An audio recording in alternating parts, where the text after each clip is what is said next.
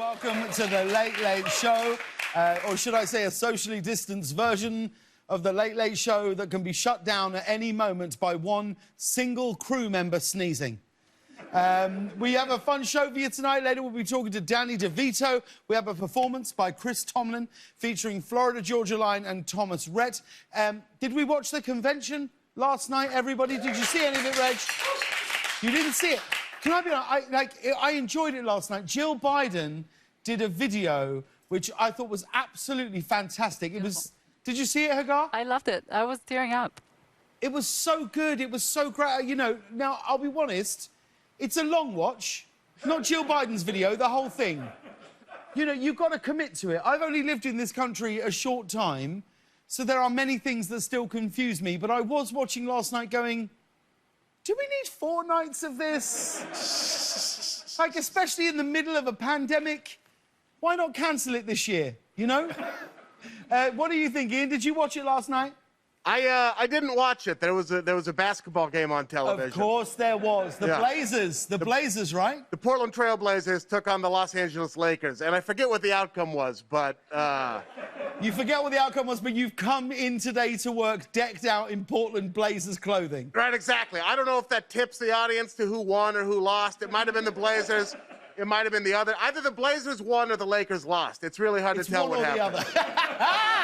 The other. When is the next game? The next game's on Thursday. The next game's Thursday night, so you're going to miss the game because you'll be watching Biden's speech. I'll be watching Biden's speech. Yeah, absolutely. 100%. You wouldn't. Listen, you Jill Biden live. Nothing but respect for Jill Biden, but I had to watch the basketball game. But when Uncle Joe goes up there, what's basketball? I have no idea. Doesn't count. Well, I tell you, you missed it. It was good last night. Last night, General Colin Powell became yet another prominent Republican to endorse Joe Biden. Like I just said, Jill Biden gave the headlining speech, and most importantly, we saw lots and lots of photos of young Joe Biden. Now, listen, I don't use this word often, OK?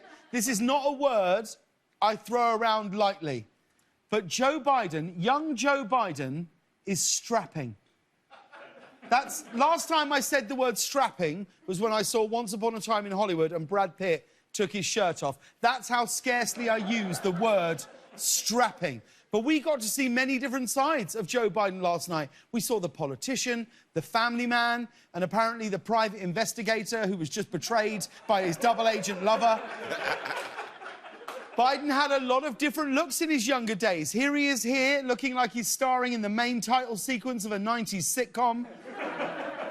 But this version was definitely the most intimidating to America's foreign adversaries. It's the, I'd really love to show your girlfriend around the polo club sometime. It's like he's saying to those, pull that up again, it's like he's going, you don't have to call me Dad or anything, just call me Joe. Of course, Joe Biden had his big moment in the spotlight last night. He was officially nominated as the Democratic Party's candidate for president. Here he is at that historic celebratory moment.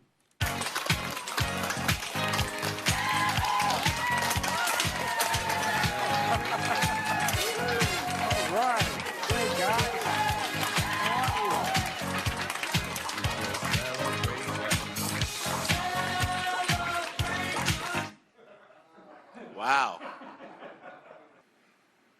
Hey, cool party. It didn't look like someone had just won the presidential nomination. It looked like someone had just won a mandatory Zoom trivia quiz at their work. You can't use the song Celebration. That's just lazy. And also, that was the saddest confetti drop I've ever seen in my life. It looked like they swung by the party supply store an hour before. I'm like, what can we get for $6? Like, why are we sticking, as a human race, this is a genuine question, why are we sticking with party poppers? Like, have they ever been impressive? No. Do you know, it's incredible how they have lasted and lasted and lasted. Just, boop. None of us have ever given up on them.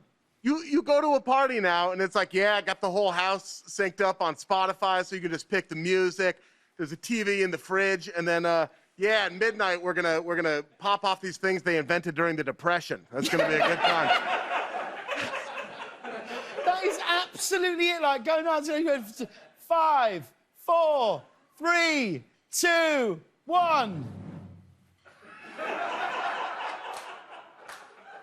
And then there's always someone that goes, no, don't point it at my face. Don't point it at my face. You're like, how far do you think this goes? You're 9 feet away from me, Marilyn. Not in my eyes. Although the nomination was a little different this year. The roll call vote was virtual, so we got to see lots of different people from different parts of the country. Here's the delegation from Hawaii, and I rather like this, seeing things. Here's the delegation from New Mexico, and then this one was a little odd. Here's the delegation from Vermont. Yep, there it is. Vermont's famous landmark, somebody's backyard.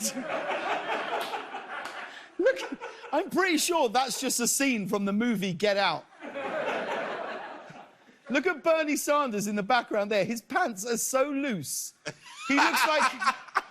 It's like he's about to enter the 2003 NBA draft. Oh, my Lord.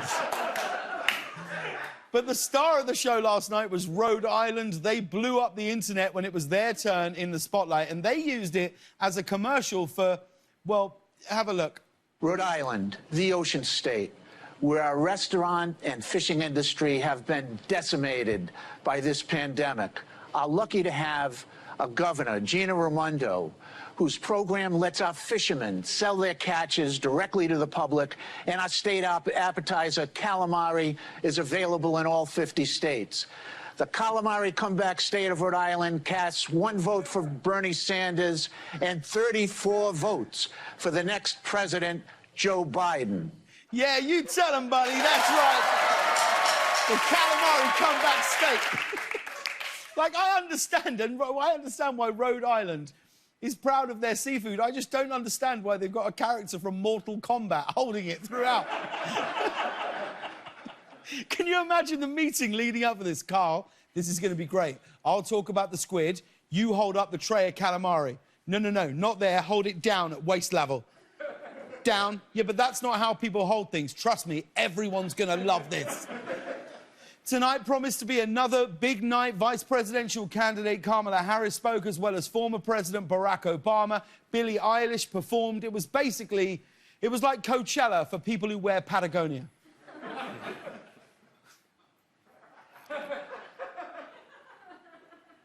I wrote that joke. I thought it...